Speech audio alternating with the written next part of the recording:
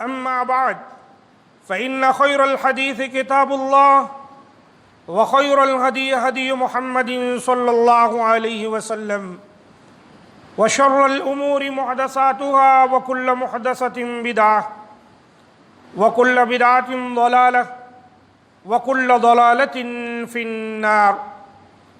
قال الله تبارك وتعالى في القرآن المجيد والفرقان الحميد: فأعوذ بالله السميع العليم من الشيطان الرجيم من همزه ونفخه ونفثه. بسم الله الرحمن الرحيم. قل لن يصيبنا إلا ما كتب الله لنا هو مولانا وعلى الله فليتوكل المؤمنون. رب اشرح لي صدري ويسر لي أمري واحلل عقدة من لساني يفقهوا قولي. رب زدني علما. ربنا لا علم لنا إلا ما علمتنا إنك أنت العليم الحكيم. معزز سامعین کرام، آج کے خطبہ مسنونہ کے بعد قرآن حکیم سورہ توبہ کی آیت نمبر 51 کی میں نے تلاوت کی ہے۔ اس آیت مبارکہ کے اندر اللہ تعالیٰ نے اپنے مومن بندوں کو یہ تعلیم دی ہے، نبی صلی اللہ علیہ وآلہ وسلم کے ذریعے کہ اے نبی کہہ دیجئے قُلْ لَن يُصِيبَنَا إِلَّا مَا كَتَبَ اللَّهُ لَنَا، کہ ہمیں ہرگز کوئی مصیبت نہیں پہنچ سکتی سوائے اس کے جو اللہ نے ہمارے حق میں لکھ رکھی ہے۔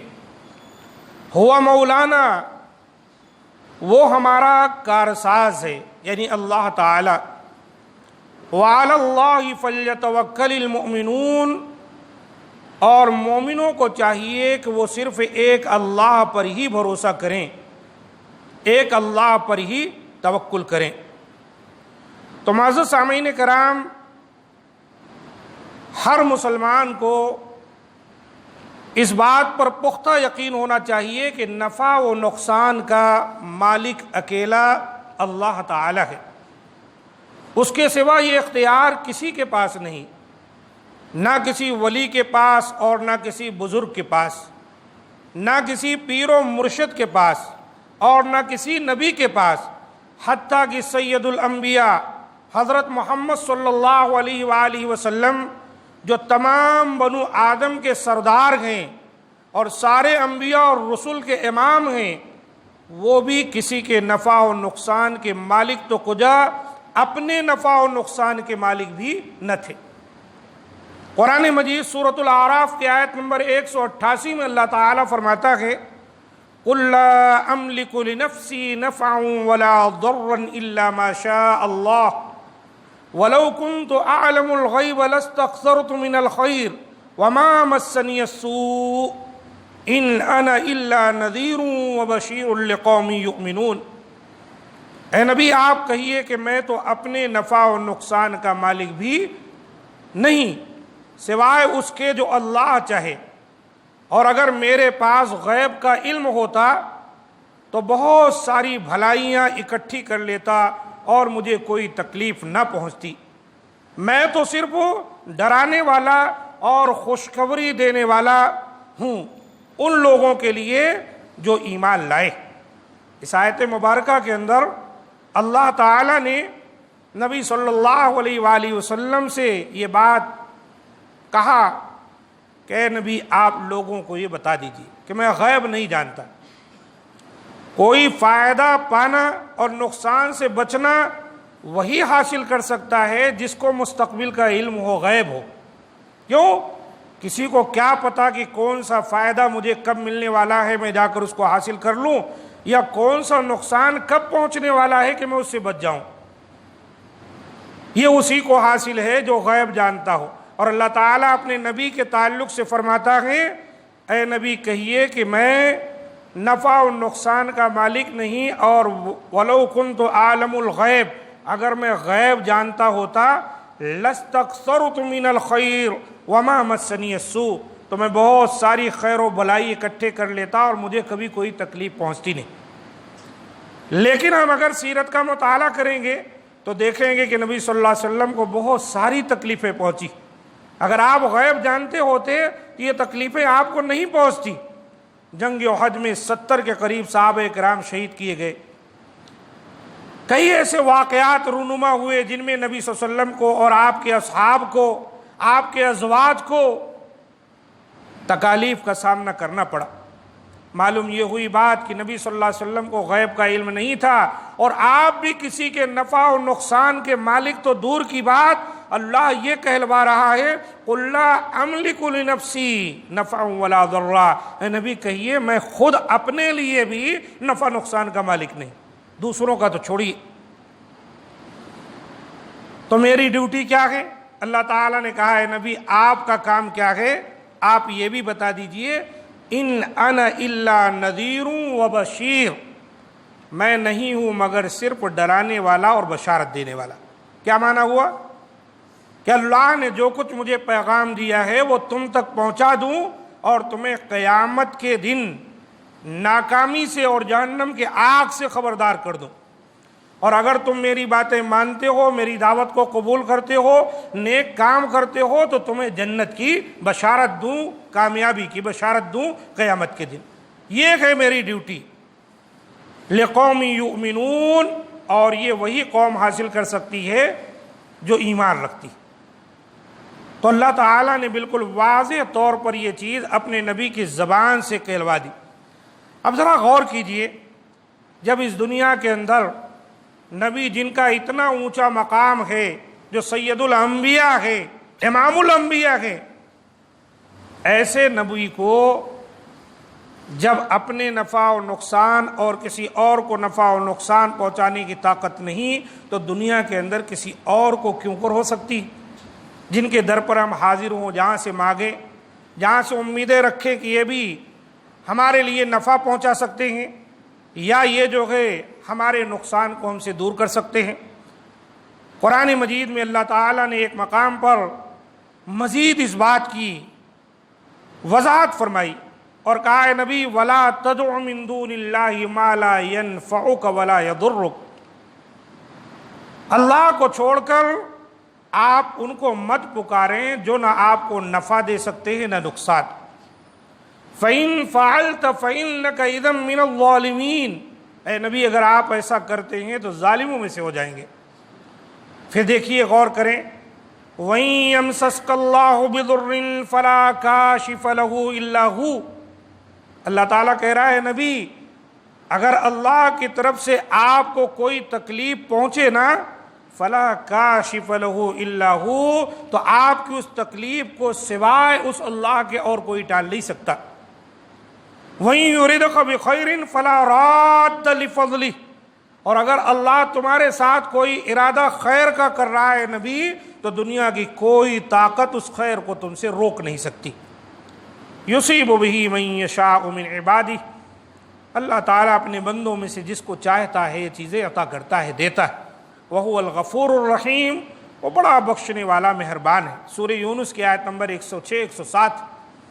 کتنا واضح ارشاد ہے ایک مسلمان کے لیے کہ نفع و نقصان کا مالک صرف ایک اللہ ہے. نفع و نقصان کا مالک اللہ کے سوا دنیا میں کوئی نہیں ہے. ایک تو یہ ہے اسباب کے تحت، ذرائع کے تحت ہم کسی کا تعاون کریں، کسی سے تعاون مانگیں، یہ جس کے پاس جتنی طاقت ہے وہ آپ کی مدد کر سکتا ہے. ایک ہے ما فوق الاسباب، ذرائع نہیں، وسائل نہیں، پھر بھی آپ کو دینا.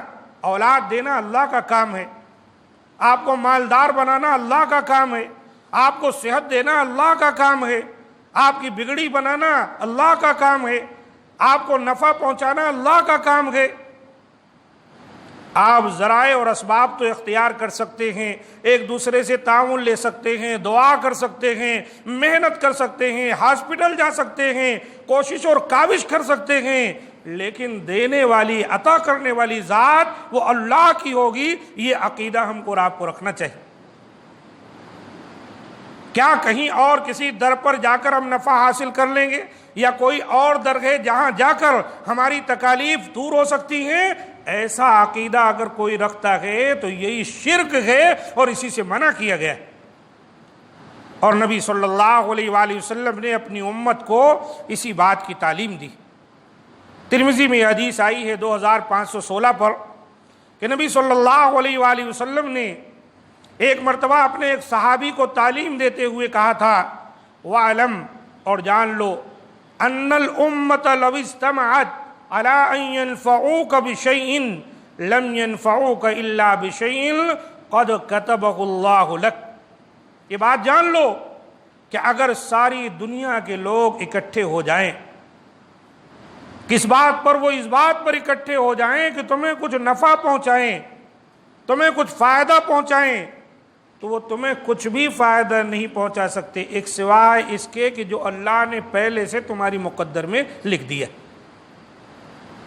وَلَوِ اسْتَمَعُوا عَلَىٰ أَن يَضُرُّوكَ بِشَيْءٍ، اور اگر ایسے ہی وہ سارے لوگ اکٹھے ہو کر تمہارا کچھ نقصان کرنا چاہیں، تمہیں کچھ بگاڑنا چاہیں، لَمْ يَضُرُّوكَ إِلَّا بِشَيْءٍ قَدْ كَتَبَهُ اللَّهُ عَلَيْكَ، تو تمہارا کچھ نقصان نہیں کر سکتے ایک سوائے اس کے کہ جو اللہ نے مقدر میں پہلے سے لکھ دیا۔ یہ وہ عقیدہ ہے جو ہر مسلمان کو اچھی طرح سے سیکھ لینا چاہیے، جان لینا چاہیے کہ اللہ تعالیٰ نے ہماری مقدر میں ہماری خیر و بھلائی، ہمارا نفع و نقصان سب لکھ دیا ہے۔ کوشش کریں، بیمار ہیں دوا لیں، پیسے روپے نہیں ہیں محنت مشقت کریں، پاسپورٹ بنائیں، ویزا بنائیں، اچھا کمائیں اور اس کے ذریعے سے ترقی کریں۔ یہ تمام وسائل اور ذرائع ہیں، اس سے اسلام منع نہیں کرتا، لیکن دینے والی ذات اللہ کی ہے، یہ عقیدہ ہر جگہ ہونا چاہیے۔ تو نبی صلی اللہ علیہ وسلم نے کتنے پیارے انداز سے اس بات کی وضاحت کر دی۔ دیکھو، ایک مسلمان ہونے کی وجہ سے جب قرآن و سنت سے یہ تعلیم ہم کو اور آپ کو مل گئی کہ نفع و نقصان کا مالک اللہ ہے، اللہ کے ہاں جو مقدر نہیں وہ نفع کی صورت میں اور نقصان کی صورت میں ہم تک پہنچنے والا نہیں ہے، تو پھر اب یہ سفر کا مہینہ، اس کی نحوست اور اس کے تعلق سے جو بدشگونی لوگ لیتے ہیں، اس کو کیا اہمیت حاصل ہے بتائیے؟ کہ سفر کے مہینے میں کام نہیں کرنا، یہ نہیں کرنا، وہ نہیں کرنا، یہ مہینے میں جو کام کیا جائے گا وہ بگڑ جائے گا، جیسے شادی ہے، بیاہ ہے، کاروبار ہے، تجارت ہے، یہ کچھ بھی نہیں۔ اسلام نے اس کو توڑ کر رکھ دیا ہے۔ سفر کے مہینے کو منحوس کہنا بہت بڑا گناہ ہے، اور یہ عقیدہ رکھنا کہ اس میں کسی کام کی ابتدا کرنا درست نہیں، تو یہ اعتقاد رکھنا باطل ہے اور یہ شرک کو جنم دیتا ہے۔ کسی مہینے، کسی دن میں کیا طاقت اور قوت ہے کہ کوئی کام آپ کے لیے نقصان ہو جائے اور کوئی چیز آپ کے لیے فائدہ مند ہو جائے؟ اللہ تعالیٰ نے پہلے سے مقدر کر دی، وہ چیزیں اس کے مطابق عمل میں آتی ہیں۔ یہ عقیدہ ہمارا اور آپ کا ہونا چاہیے۔ اور پھر نبی صلی اللہ علیہ وسلم نے خصوصی طور پر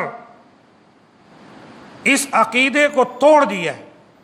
صحیح بخاری اور صحیح مسلم میں ایک حدیث آئی ہے، آپ صلی اللہ علیہ وسلم نے فرمایا، لا عدوى ولا طیرہ ولا ہامہ ولا صفر، کوئی بیماری خود بخود متعدی نہیں ہوتی۔ یہ عقیدہ رکھنا کہ یہاں آپ بیٹھے ہیں، یہ بازو والے کو کورونا پکڑ لے گا یا اس سے آ جائے گا، باطل عقیدہ ہے۔ ساری دنیا کہے کہ کورونا ایسے پہنچتا ہے، لیکن ہمارا اسلام کہتا ہے نہیں، کوئی بیماری کسی کو محض چھوا چھوت سے نہیں لگ سکتی۔ یہ صرف ایک ہوا ہے جو کھڑا کیا گیا ہے، ورنہ اس دنیا میں کوئی رہ ہی نہیں سکتا تھا۔ یہ ہمارا اور آپ کا عقیدہ ہونا چاہیے۔ یا زیادہ سے زیادہ یہ سمجھ سکتے ہیں، بالفرض مان لیجئے کوئی بیماری متعدی ہے کہ وہ دوسروں کو لگ سکتی ہے، تو جب تک اللہ کا حکم نہ ہو تب تک وہ بیماری آپ کو نہیں لگ سکتی ہے۔ یہ عقیدہ ہم کو اور آپ کو رکھنا ہے۔ جہاں تک ہے کچھ اس سے بچنے کی بات، کوئی بات نہیں، احتیاط اور تدابیر کے تحت آپ بچنا چاہیں تو بچیں، لیکن یہ معنی نہیں ہے کہ ایک مسلمان سلام کرنا چھوڑ دے، صفحے ملانا چھوڑ دے، جنازے کی نماز پڑھنا چھوڑ دے، اور میتوں کو غسل دینا چھوڑ دے، اس کو قبرستان میں دفنانا چھوڑ دے۔ یہ عقیدہ اسلام کا، بڑی بڑی مصیبتیں، بڑی بڑی مشکلیں، بڑی بڑی بیماریاں جب سے اسلام آیا ہے تب سے آئی ہیں، لیکن اس طرح کی بدعقیدگی کہیں نہیں پھیلائی گی۔ یہ ہمارے ایمان کی کمزوری ہے جس کی وجہ سے ہم اس کے اندر گھرے ہوئے، اور یہ ختم ہونے کا نام ہی لینے کو تیار نہیں۔ یہی مسجد میں ساری بیماری ہیں، یاد رکھیں۔ اب آپ کھڑے ہوں گے تو آپ کو بیماری ان کی لگ جائے گی، اور یہی مسجد سے باہر نکل جائیں کوئی بیماری نہیں۔ اب مصافحہ کیجئے، گلے ملیے، ساتھ میں کھائیے، ہوٹل میں جائیے، ہر چیز کیجئے، کچھ نہیں۔ مسجد میں آئے تو دور دور رہیے۔ حدیث نے اس کو توڑا ہے، ختم کیا ہے۔ لا عدوا، بیماری کود کر دوسرے کو لگ جائے گی، یہ عقیدہ باطل ہے، ایسا عقیدہ نہیں۔ ولا طیرہ، اور نہ ہی بدشگونی لینا اسلام میں درست ہے۔ بدشگونی کس کو کہتے ہیں؟ ایک کام کے لیے آپ نکلے، ایک فقیر نظر آ گیا، کام چھوڑ کر پلٹ گئے، آپ نے بدشگونی لی، برا فعل لیا اس فقیر سے کہ آج میرا کام نہیں بنے گا۔ ایسے اور بھی بہت سارے مسائل ہیں۔ کوئی کوا بول دیا، کہیں الو بول دیا، کہیں دشمن نظر آ گیا، کہیں بلی سامنے سے چلی گئی، طرح طرح کی چیزیں، یہ سب اسلام میں منع ہیں۔ بدشگونی نام کی چیز کچھ بھی نہیں۔ عجیب بدشگونی ہو سکتی ہے تو ہم پلید ہیں، ہم گنہگار ہیں، نماز نہیں پڑھتے، روزہ نہیں رکھتے، دینداری اختیار نہیں کرتے، صبح سے شام تک گناہوں میں ملوث ہیں۔ ہم سے بڑا پاپی کون ہے جو اپنی بدشگونی کے لیے ہم ذمہ دار بنے، بجائے اس کے کہ کوے کو، الو کو، بلی کو قرار دے؟ سمجھ میں آ رہی بات؟ اور قرآن نے یہی کہا ہے کہ حضرت موسیٰ علیہ السلام کے زمانے میں ان پر بھی اس طرح کا الزام لگ گیا۔ فَإِذَا جَاءَتْهُمُ الْحَسَنَةُ قَالُوا لَنَا هَٰذِهِ، ان کی قوم کہنے لگی جب کوئی خیر ملتا کہ یہ تو ہمارے لیے۔ وَإِن تُصِبْهُمْ سَيِّئَةٌ يَطَّيَّرُوا بِمُوسَىٰ وَمَن مَّعَهُ، اور جب کوئی تکلیف پہنچتی تو بدشگونی لیتے موسیٰ اور ان کے ساتھیوں سے۔ اللہ تعالیٰ نے جواب دیا، الا انما طائرهم عند اللہ ولکن اکثرهم لا يعلمون، ارے خبردار رہو کہ یہ کچھ بھی اچھا برا ہونا یہ سب اللہ کی جانب سے ہے،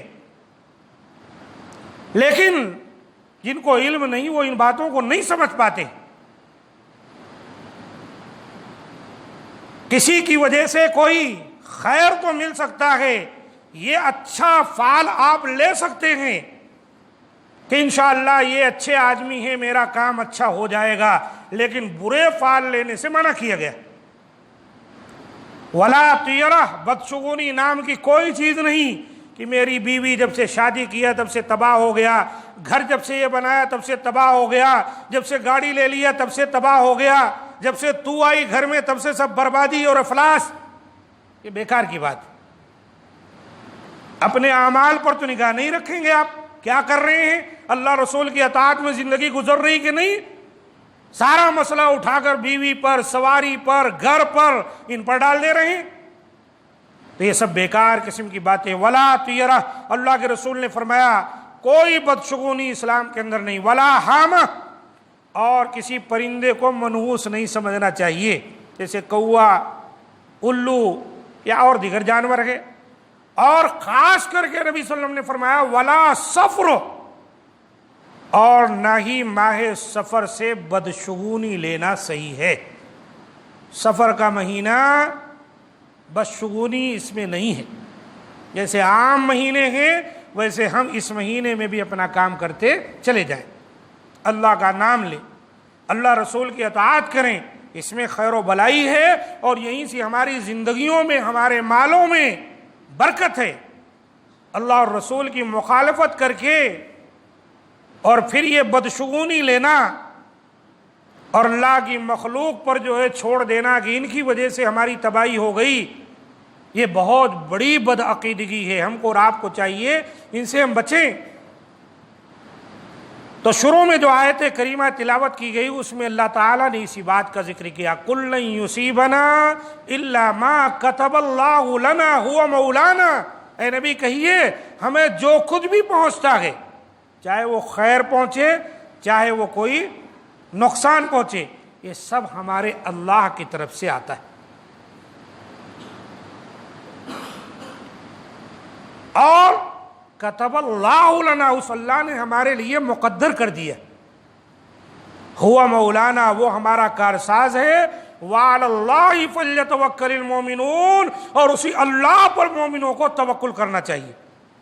یہ وہ عقیدہ ہے جو ہم اور آپ سمجھ لیں، اور انشاءاللہ جب اس عقیدے پر زندہ رہیں گے تو دنیا کی کوئی طاقت ہمارا کچھ بھی نقصان نہیں کر سکتی۔ ہاں کچھ وجوہات ہوتے ہیں کسی کام کے بگڑنے کے، بننے کے، ان وجوہات کو، ان وسائل کو سنواریں، بنائیں، ہٹائیں تاکہ آپ کو نقصان نہ پہنچے، کوئی بات نہیں۔ اب بلیڈ بچے کے ہاتھ میں دے دیں، وہ پورا کاٹ لے اور پھر کہیں کہ اللہ نے ہماری قسمت میں لکھا ہے، نہیں، اللہ نے آپ کو عقل دی ہے، اس کا کام کاٹنا ہے، آپ کو چاہیے کہ اس کو اس سے ہاتھوں سے دور رکھیں۔ آپ قرآن کہتا ہے وَلَا تُلْقُوا بِأَيْدِيكُمْ إِلَى التَّهْلُكَةِ، اپنے ہاتھوں اپنے آپ کو تم کسی گڑھے میں مت ڈالو، ہلاکت میں۔ ہر برائی خود کر لینا اور پھر اس کے بعد اس کو اٹھا کر اللہ کے کھاتے میں ڈال دینا کہ اللہ نے ایسا کیا تو ہو گیا، نہیں، اللہ نے تم کو عقل و شعور بخشا ہے، جتنی کوشش ہو سکتی ہے کسی خیر کو پانے کے لیے کوشش کیجیے، پھر بھی نہ مل سکے تو اب کہیے اللہ نے ہماری مقدر میں جو لکھا ہے، اور کسی شر سے بچنے کے لیے جتنی کوشش ہو سکتی ہے جائز کیجئے، پھر بھی وہ پہنچ جائے تو کہیں اللہ نے یہ مقدر کی تھی، ہم سے ہٹنے والا نہیں تھا۔ یہ وہ عقیدہ ہے جو ہم کو اور آپ کو رکھنا چاہیے۔ اللہ تعالیٰ سے دعا ہے کہ مولا کریم ہم تمام کو اسی عقیدے پر زندہ رکھے اور اسی پر موت دے۔ مولا کریم ہمارے حال پر رحم فرمائے۔ اللہ تعالیٰ یہ بیماری جو کرونا نام کی چاروں طرف پھیلی ہوئی ہے اور بہت سے خدشات اور بہت سے خوف میں لوگ مبتلا ہیں، اللہ تعالیٰ سے دعا ہے کہ مولا کریم اس بیماری کو جلد از جلد دور فرما دے، اور جو اس بیماری میں مبتلا ہیں اللہ تعالیٰ انہیں شفا عطا فرمائے۔ اور بھی بہت سارے احباب ہیں جو طرح طرح کی بیماریوں میں مبتلا ہیں، اللہ تعالیٰ سے دعا ہے کہ سب کو اللہ تعالیٰ